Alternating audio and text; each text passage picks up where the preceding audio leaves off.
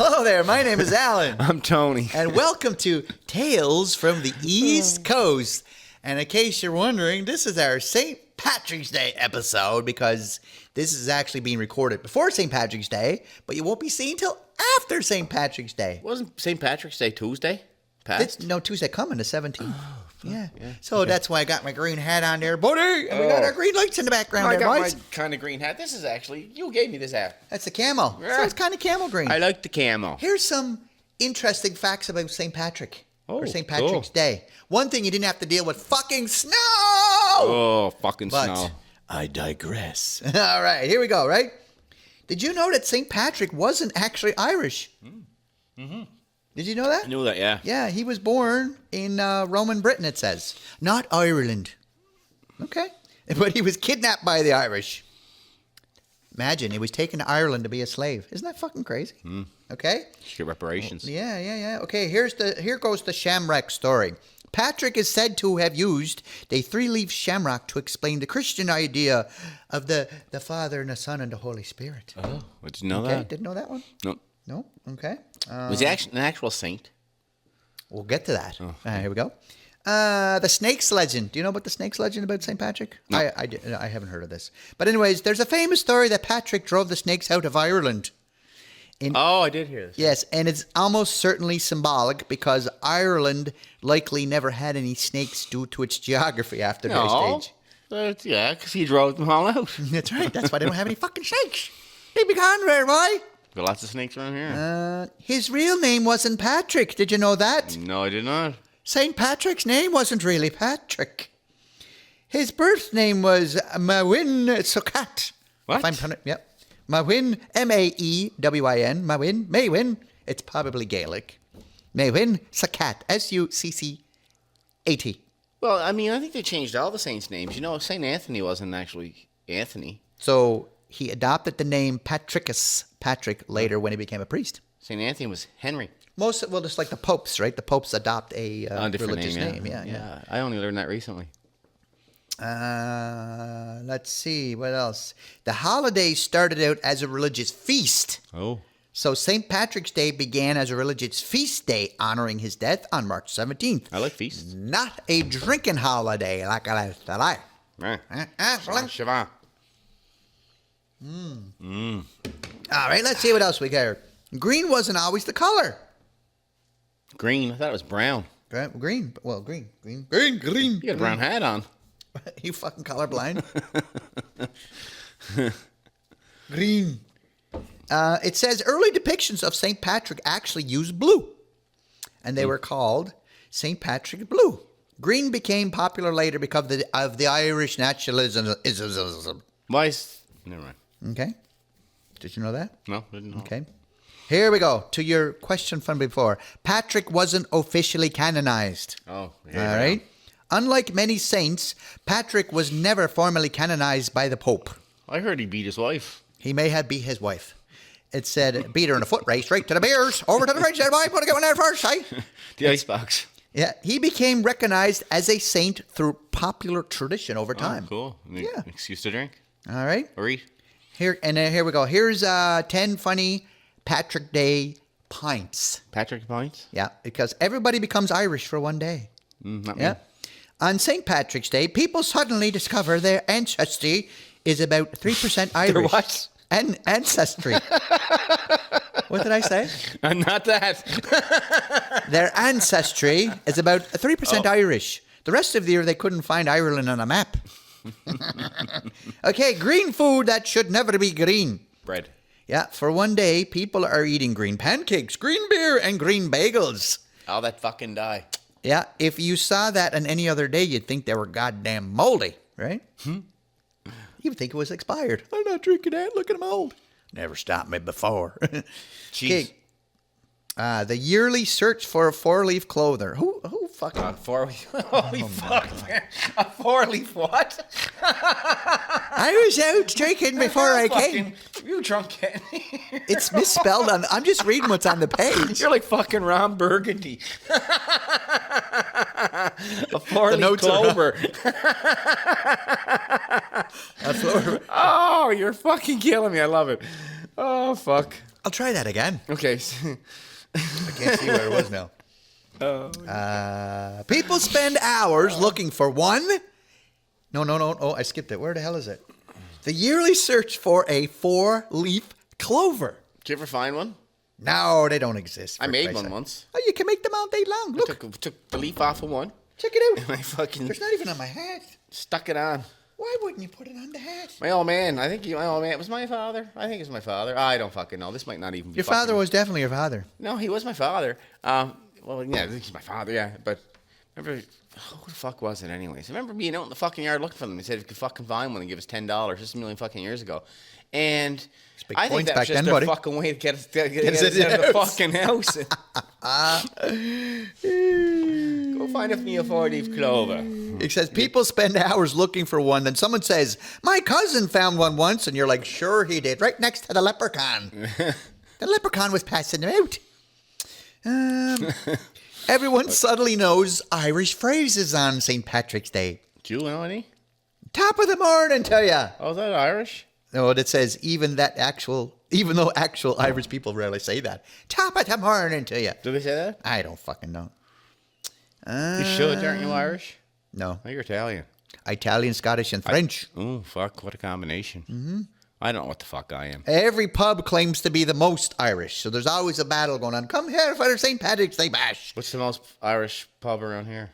It would have to be the Triangle. The Triangle, yeah. Isn't it called the Irish Ale House? Yeah. And what else we got here? The leprechaun economics problem. Peace out. According to legend, a leprechaun has a pot of gold. It's a pot of something. Yeah, a pot of weed. It says, but nobody ever explains why he keeps leaving it at the end of a rainbow, which is the least stable GPS location imaginable. You can't. You ever try to see the end of a fucking rainbow? Well, It always comes down. I saw one once right in the middle of a harbor. I'm like, well, I'm not fucking swimming out there to get no pot of gold. 18 fucking feet under. Yeah. Or more. And then the biggest one is nobody really knows who St. Patrick actually was. Oh. He was the... That's interesting. He was the patron saint of, what was it? Beer. Patron saint of beer. I looked it up before. Where the hell is it? Here we go. Oh, Wikipedia. Just so you know. See if I can read this.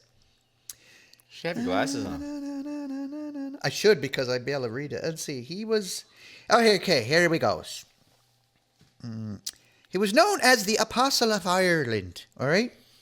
He is the primary patron saint of Ireland. The other patron saints being the Bridget of Kildare and Columba. He's also known the patron saint of Nigeria. And like we said before, Patrick was never formally canonized by the Catholic Church. The son of a bitch. How's that even happen then? Like, I don't understand how this all took He couldn't have been Catholic enough for them. It's like fucking Santa Claus. Was he an actual saint? Saint Nicholas. But was he really a saint? Was he canonized? Nope. That's why he said, fuck yeah, I'm just going to keep giving me toys there, buddy. Yeah, sure, he's giving toys out. Fucking charging tax on them. Cocksucker. So make sure. Sorry, I said the bad word. Man, I got to bleep that shit out. That's okay. Oh, I laughed and fucking I watched last week's episode and the fish sucker. I fucking laughed. Well, I told you AI was going to pick a word to make it sound. Yeah, I know, but like it didn't pick up the second part. It only picked up the cock part. Yeah. Well, sucker's not a bad word. Go away, you sucker. Sucker. Give me a sucker.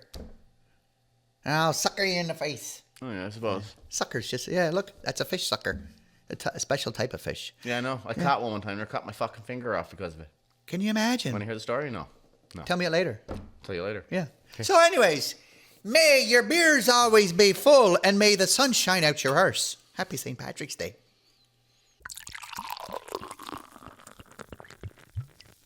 All right, welcome back. And this episode is brought to you by beers. Last week was my pick. This week is Tony's pick. Tony, what did you get for Listen. us?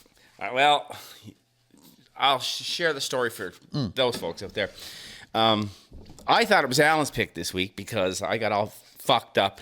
Anyways, I was in Sydney I went to the grocery store and had to go different places and everything else because Michelle was working here today doing stuff. So I said, I'll go in. Anyway, so I went into Sydney and I came back, whatever, and I don't even know. We were chatting earlier, fucking online and stuff, and I was like, fuck. You said no. You said you got the beer, or I think you asked. Yeah, because you said, oh yeah, I just got back from Sydney on a mission. I said, you got the beers. You got the beers. I'm glad we fucking had this conversation. So I wasn't driving back to fucking Sydney, so I just went down to the store just down the road. Local down here. LC. And I'm looking, thinking, oh fucking, I know we tried that. And I'm like, I said, fuck. And anyways, I noticed down on the bottom shelf, I said, well, I don't fucking think I would have seen that before. So, but doesn't mean you didn't fucking buy it. So it may or may not be. We may or may. So if it's a repeat, then it'll be round 2.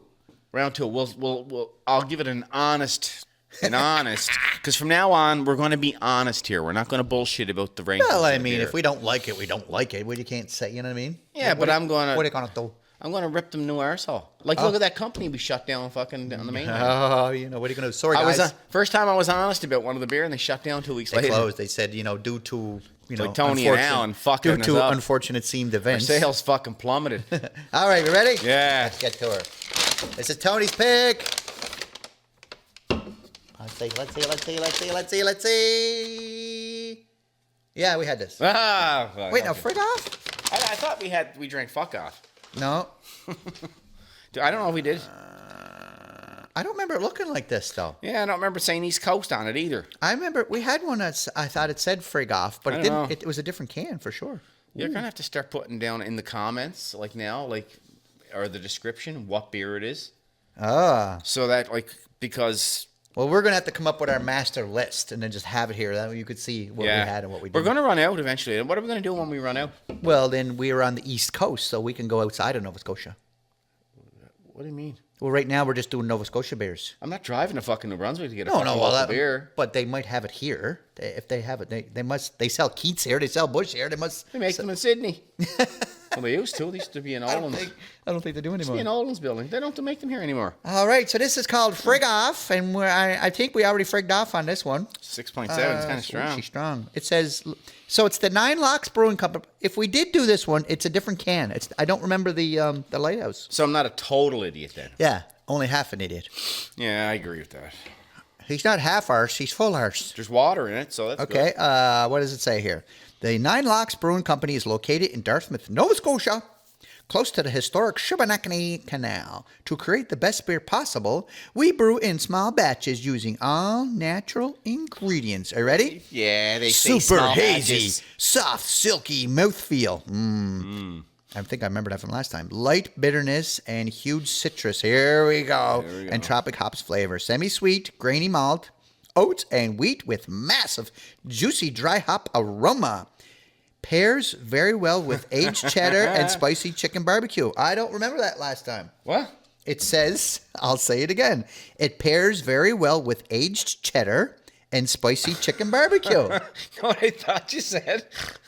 I thought you were still reading the ingredients. You thought there was spicy? You thought this had spicy chicken barbecue in it? Fucking awesome. Look, this here, I like this here. Look. Please drink responsibly. Wait a sec, that's not wrong. Brewed and canned and... I can't see. Brewed and canned by Nine Locks Brewery. Blah, blah, blah, the address. I got her now. And then it says, a day without beer is like... Just kidding. I have no idea. That's a good one. I like that. Yeah. All right, let's crank her open. Don't forget, we have your Tales from the East Coast beer mugs. And if you buy a Jesus brick, 1, 2, 3. We'll throw a glass in. Ready? Yep. Was I allowed to say that? Oh, fuck, why? I don't care. Free glass with a Jesus brick? Jesus brick, yeah. Oh, okay, it's all coming back to me now. It looks like fucking grapefruit juice. Might be same beer, but definitely different can. Well, that's okay. I can't fucking be expected to remember the names. Well, they probably... Oh, my God. I can smell the fucking grapefruit. I can smell that grapefruit from here there, buddy. Holy... Oh, look how good I'm getting. Look how good I'm getting, Alan. Holy fuck. Oh, this one goes on the coaster. I got the whole can in there. Look how thick that is. Look, you can't even see through it. It looked like... It looks like yarn that has infection in it. It looks like swill. I don't know. Oh, sorry. Click. Top of the morning to you. Well, doesn't that kick you in the shillelagh? We just What's a shillelagh? You don't want to know. Yeah, we had this one before. Yeah. I like it. It's a different can, though. It's definitely a different can. I'll go back in the videos and look it up. You're going to make me go to the bag over there, aren't you? Frig Off. Who am I kidding? That bag's out to the road every week. We had one called Puck Off. Oh, yes. Maybe that's what we're thinking of. Because I said it's definitely a different can. And I don't remember reading aged cheddar and spicy barbecue. That was not on it. Yeah, and they're not going to change their I can. wonder was it Puck Off? Maybe they changed. Maybe we gave it a bad review, then they decided. They're trying to fuck with us. No, I wouldn't have gave this a bad review. It's good. So I'm not a big fan of... I'm not a big fan of the citrus, but... I like it. But you know what, though? Pine. It does- All that pine we keep saying is a pine flavor. But It's the citrus. But this one actually tastes grapefruity. It's not like some of them that are really strong pine. It looks like, like you fucking stirred it up with a fucking Well, a lot pine of tree. the ones we had that were dark beers, we never got to show anybody because we never had our glasses at that pint. You see how I worked it? Yeah. You see what I did there? I like it. It's all right. Yep. I wouldn't. If I was at a bar, I probably wouldn't order it. But if somebody bought it for me. Hey, buddy, bought you beer. I'm not gonna say fucking no. So, listen. Honestly, we're not rating everything as a fucking 5. 0 to fucking 10. 0 to 10. Yeah. I put it at a 5. 5? Yeah. Yeah, I give it a 6. 6. Yeah. It's Good though. I mean, it's okay. we've drinking zeros. We've had a couple ones to choose. No, I mean over the years you and I have drank Oh, fuck. a lot of shit that would Yeah, 10 penny, 0.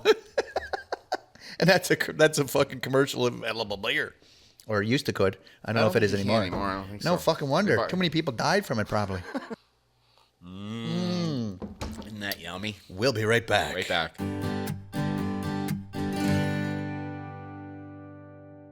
Hey, we're back.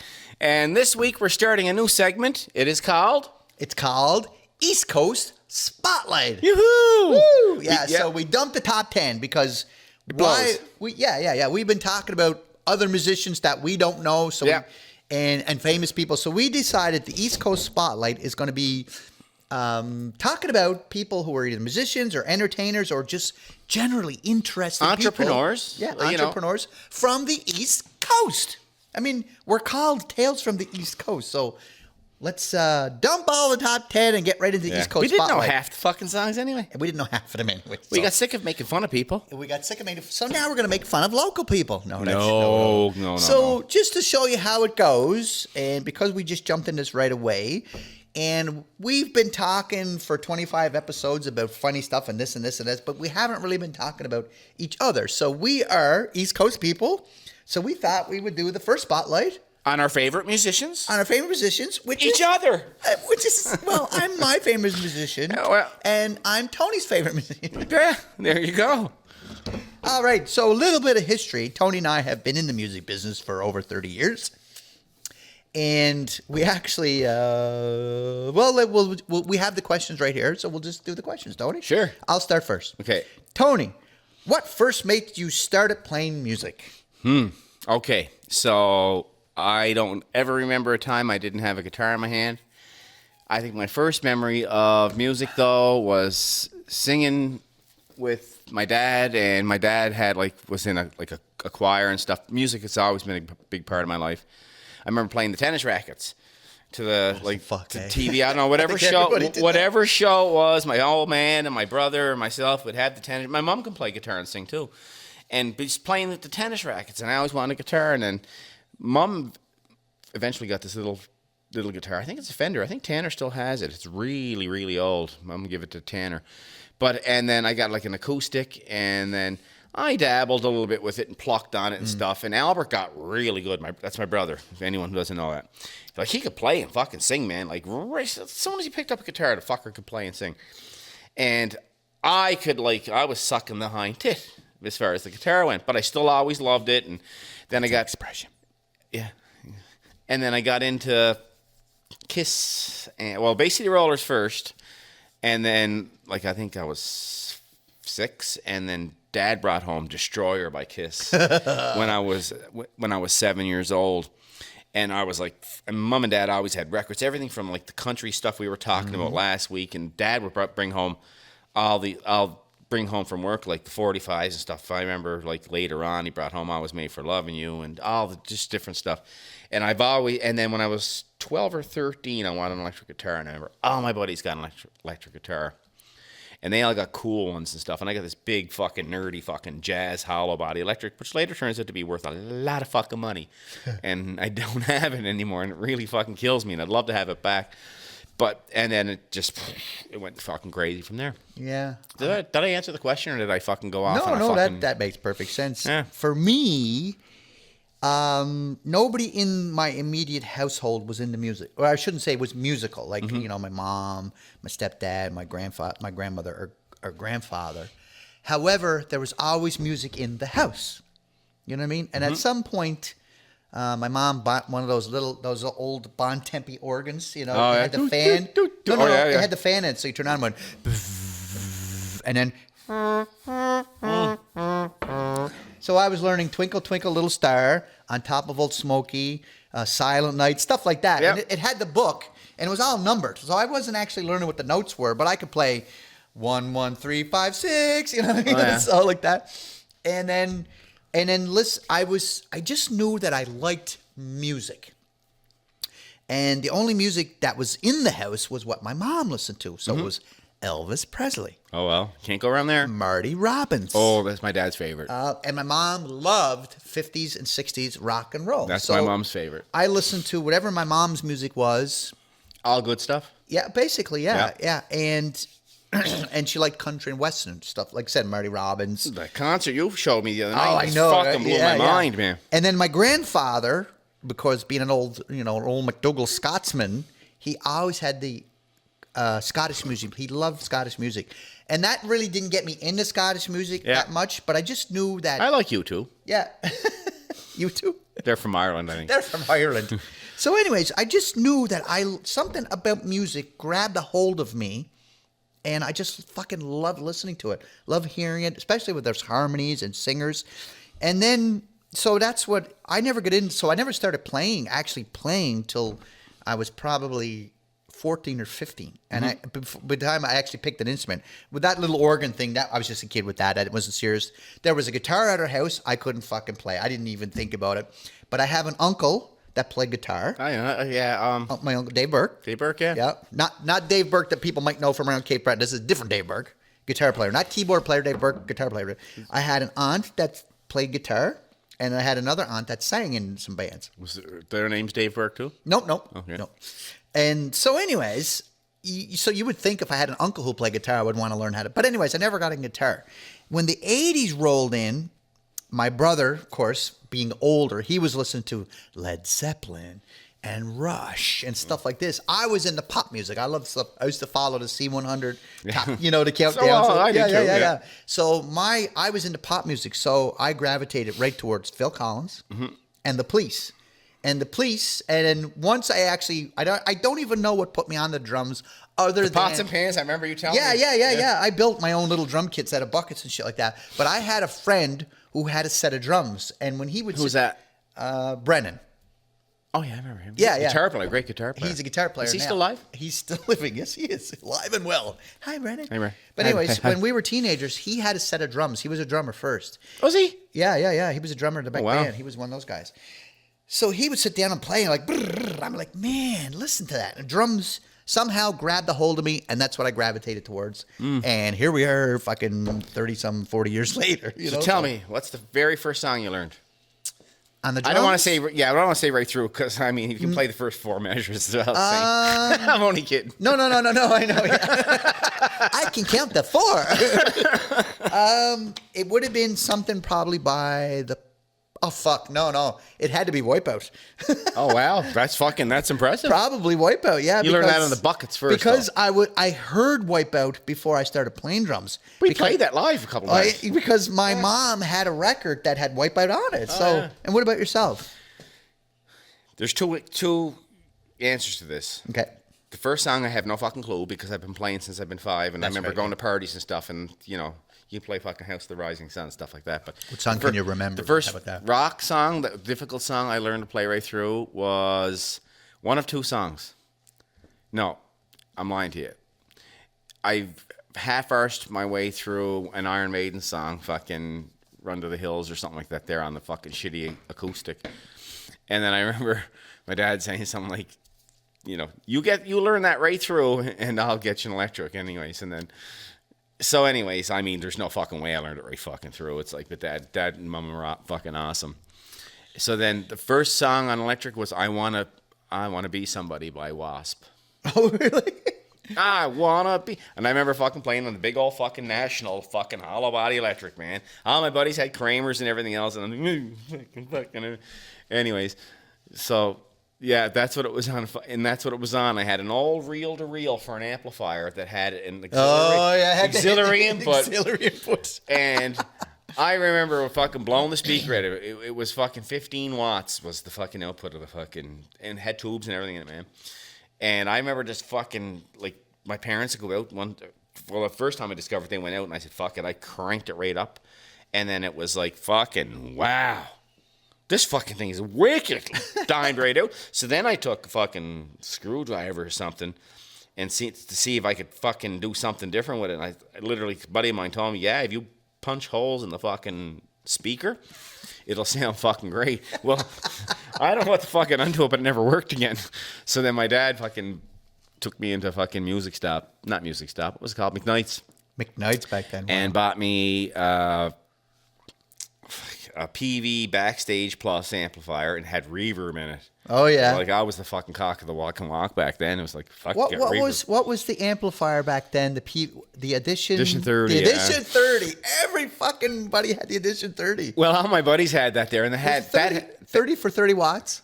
I don't think it was 30 watts. It was like I think it was 20. It wasn't but the 20. It's not like a 20. It's not like my 20 watt fucking Fender. No. It's not near as loud. And like they're quite fucking gross. But anyways, I had a different. I had the Backstage Plus. Yeah, and it was 35 watts. Yeah. But it didn't have really heavy distortion. So I got the Backstage Plus, and then I got a fucking Yamaha, their equivalent of a Floyd Rose and stuff. I still have pictures of me online with this guitar, actually. This one Melvin Beaton ran over. Anyway, my fault. Long story. But then it didn't have the distortion or whatever. So then I remember fucking getting a fucking lend of a distortion pedal off of a buddy of mine, David Benvey, from the Pier. And I had a lend of his distortion pedal, and then fucking broke his distortion pedal. I still owe him a distortion pedal. And every time I run into him, I say, man, I got a fucking distortion pedal for you. But then when I broke that distortion pedal, my dad bought me one. And I remember learning fucking, once I got all that fucking shit, it got nuts then. Me and another buddy of mine that lived next door to me, we'd fucking be jamming the Metallica stuff. We'd put a Friday night and Saturday night when everyone was out drinking this stuff. We were still drinking. I didn't say that. When you turned 20. Exactly.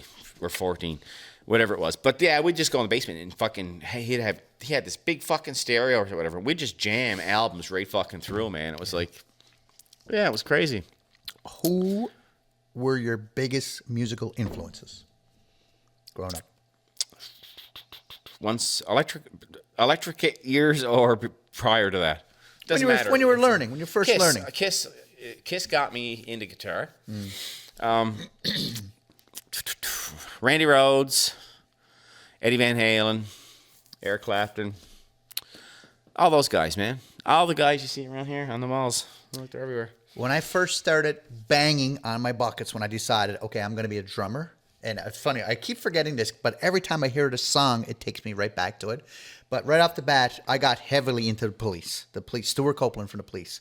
One of my biggest influences. It's hard to believe that from where my drumming has kind of evolved to. Because I can hear it in the way you snap the snare. Yep. But that high pitch. One song that I used to fucking bang on my buckets to all the time was I'll Wait by Van Halen. Oh, yeah. I fucking love that. Was my favorite song off that whole record. That's kind of funny because I don't hear that in your snare at all. No, that's true. Yeah, no. But I remember you telling me that there was just something about that song, like all those fills and shit. And then a friend of ours passed me a tape one time.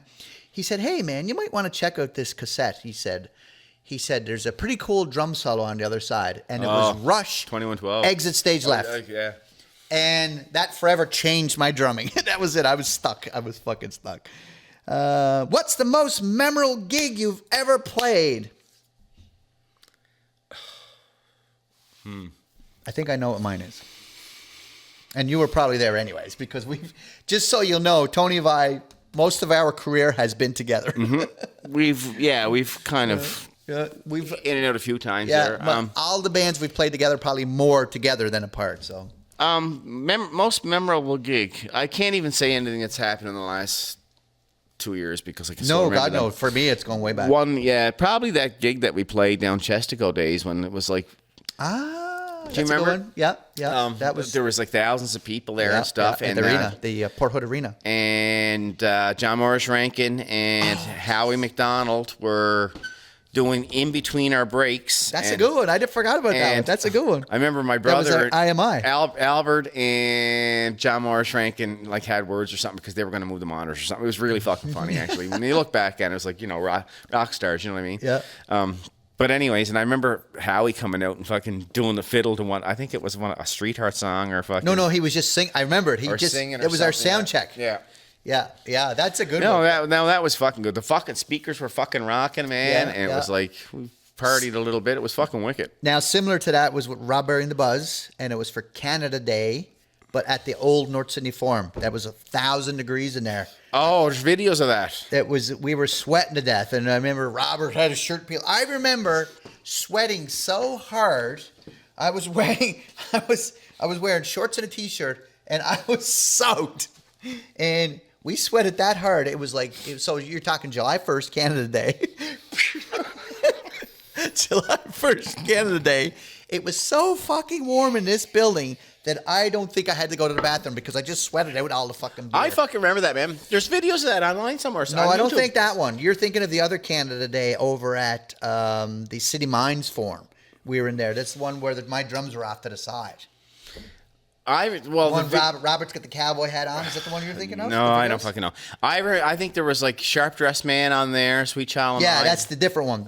This one here is just us. Okay. It's just us doing a Canada Day bash. But anyways, I remember it because it was so fucking hot in there. But anyways, okay. Is there a song that you play that always gets the biggest reaction from the crowd? Oh man. Like the songs I like to play have nothing to do with that. Yeah. The song I always play, there's two songs I always play to warm up to, and it gets the biggest reaction from me. Can I take that spin on it? Because I don't give a fuck about Wagon Wheel and those fucking songs. Yeah. Mr. Crowley by Ozzy Osbourne and Bark the Moon by Ozzy Osbourne. They're my warm-up tunes. I'll go back to our IMI days because I was still getting requests for fucking 15 years later, and it's 3 Dressed Up as a 9 by Trooper. Oh, fuck. Yeah. And I don't know. It's not that we got a big reaction of the crowd. It just seemed to be memorable. Like, there's people will come up at a gigs, they recognize me from that band and say, hey, man, do you guys still do that song? I'm like, no, we don't do it anymore. But because we were probably the only band besides Trooper to ever play it in Cape Breton. You know what's funny? My favorite songs I think I've ever covered were by Trooper. Oh, no, well, how can you? Listen, we done another big influence on me, Trooper. We got to open up for them multiple times. And met them and actually became good guys. Like, not I don't want to say friends, but we got pretty familiar. Peers, maybe? I wouldn't say fucking peers, no. No, they're on a different level than we are because, they had hit records and won awards and in their stuff town. Like that. Hey, I think we got a little bit of down. Yeah, I'm only fucking with you. But anyways, it's a shame they're not playing anymore. Well, Trooper's playing, but not Ray and Smitty. No. It's just a cover band now. Sorry, guys. Anyways, what's something about being a musician that most people don't realize? It is fucking hard work, and you torture yourself. With me, it's like I'm chasing a tone that I don't know if I'll ever get. And just when I think it's fucking perfect, my buddy Brian Hawley sends me a fucking video or something or a message that says, man, you got to try this fucking pedal out. I'm like, I just screwed all my fucking pedals into the board, man. It's like, it's fucking hard work, man. People think, and I wish no one ever called it playing music. Yeah. Because people think, oh, you're playing, you're having fun. And you don't get me wrong, it's a passion. I love it. But right off the bat, you don't call an electrician and expect an electrician to come out to your house for $100 fucking dollars or $150. Yeah. That's the first thing, and it takes you fucking 50 years to be able to do what you're doing, or 40 or 20. I mean, there's fucking kids playing for fucking 5 now, blow my mind. But you get to a club, 2 hours before anybody gets there, 3, or sometimes with a new band we're there fucking 7 fucking hours beforehand, and then everybody fucking goes home, and you're fucking 2 or 3 hours later getting home. It's like, it's fucking hard work. Yeah. It's definitely a crime of passion for sure. It's a passion. You have to have a passion for it, but we love it. So I mean, we wouldn't still be doing it fucking 40 years later. So. I'm still fucking practicing. Minimum 2 hours a day. Today I played about 6.5 hours today. All right. Next question is: have you ever had a weird or funny moment happen during a live show? Weird for sure, not funny though. It was the thing is we were playing at Smooth Herman's one night, Rob Berry and the Buzz, and somebody threw a smoke bomb. Fucking smoke bomb. You remember that one? Oh yeah, fuck yeah, man. Fucking end of the gig. We were playing. We were there. We were in our set. I think it was early in the night, and maybe second set. We're playing, and I can remember I'm playing. I could smell something. It smelled like rubber burning or something. Yeah, so where I'm sitting in the back of the stage at the old Smooth Herman's, the curtain's behind us just like this, and behind the curtain are the amplifiers. So I'm thinking, especially after when we heard the news years before Great White fucking had a big fire and everything. I'm like... I remember running with my guitar. And I'm looking at the fucking lights, and I could see, smoke. I'm like... And I'm trying to get, and the boys are way farther than I am, and I'm trying to get... I'm like... What the fuck is going on? And then finally, our singer, Robert, turns around. He's like, stop playing. And we look out. The fucking bar is filling full of smoke. Yeah. And we're like, what the fuck is going on? And out the door we go. Fortunately for us, there was an exit stage left. And there was a door right there. We go right outside. Some fucking nut had a military-grade smoke bomb or grenade. He decides... whoosh, whoosh, lets it roll right across the dance floor in front of the band. And Robert said, Robert, our singer, he said, I remember seeing this thing roll across the floor, tuk, tuk, tuk, tuk, tuk, and all of a sudden went, push, and fucking started if you see. I never fucking seen it yet, because I usually don't see that far in front of my face. You have to come right up and put your hands in front of my face. Yeah, I couldn't believe that. I was like, yeah, okay. Me, hold on, I don't even tell you mine. Oh, I'm sorry. I thought you were going to agree with that one. Do you mean? Well, no, that's not my fucking... Well, funny or weird, this one's half embarrassing. Do you remember Main Street Lounge? Yes. You remember Brent? Yes, I do. Well, I remember Brent. Brent. Fucking Brent. I think he died. I heard he died. He got shot. I know that when we were... Oh, that's even a difference. We weren't playing that night. We weren't playing that night, no. But anyways, I remember he came over one time, and Brent was a great guy. Man, fucking... He liked us Big motherfucker. He fucking liked us. He'd probably fuck you up if he didn't. But anyway, he came over one time, and I was at the front of the stage fucking playing. And he grabbed me. Remember, he grabbed me by the fucking leg. Just so that people know, the stage, the Main Street Lounge was an old theater. Yeah. So the stage was really, really high. So when this guy walked up to the stage, he was Tony's feet were already up here. So yeah. Anyway, I remember he grabbed me by the fucking pant legs. Do you remember this? And he fucking picked me up. You remember fucking dropping me? No, I don't remember. Holy fuck. Well, he dropped me gently because he fucking kind of grabbed me. I fell, and he grabbed me, and he fucking lowered me to the fucking ground. And I remember... We were playing. We were fucking playing, man. And you guys never fucking stopped. You just kept fucking playing. The music must go on. So I finished the fucking song like I could... There's no fucking way I would... Even back then, I was in fucking decent shape back then. I wasn't climbing back on the stage with guitar on me. So I finished the fucking song. I remember him fucking grabbed me by the back, the pants like this, right? And he fucking picked me up, whoop, and put me back on the fucking stage. I'm thinking, you fuckers. Yeah, it was a big dude, yeah. No, that was my thing. But, I mean, I guess, I probably would have picked the fucking firebomb thing or whatever it was. Do we have an answer for this question here?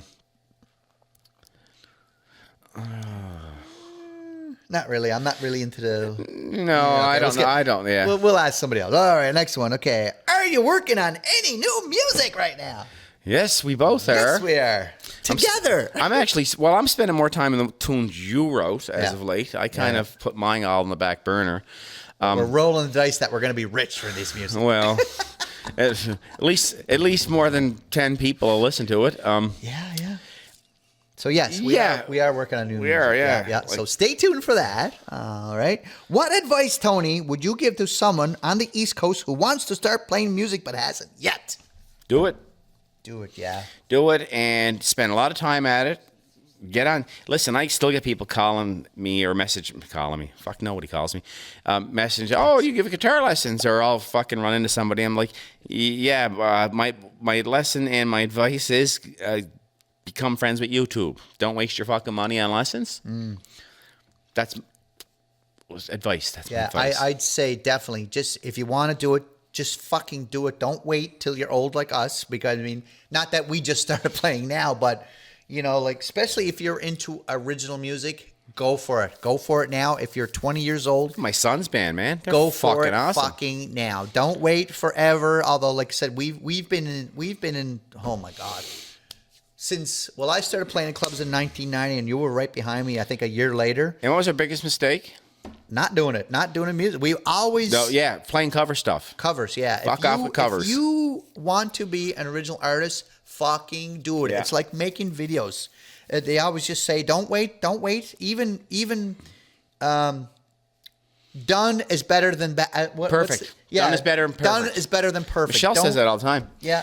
Don't fucking wait. Just do it. Don't get into fucking cover bands. Yeah, I called it from day one. When I get into music, of course I was listening to covers and I was listening to bands that I like. But I was hanging out with a friend of mine who played keyboards, and he was writing songs, and we were doing original music. And I'm like, that's what I want to do. Everybody who starts music, that's what your aim is for. You want to put your music out. Oh, excuse me. Bless you. But what happens? Oh, bless you again. But what happens is, he's fucking allergic to this beer. That's what it is. It's the hops. No, but you're right though. I mean, and the fucking thing is, it's like, you know. What happens is someone says, hey, let's start a band. So you start that band and you learn cover songs. And then what happens is you find out, oh my God, I get paid to play covers. Yeah. And it's a trap.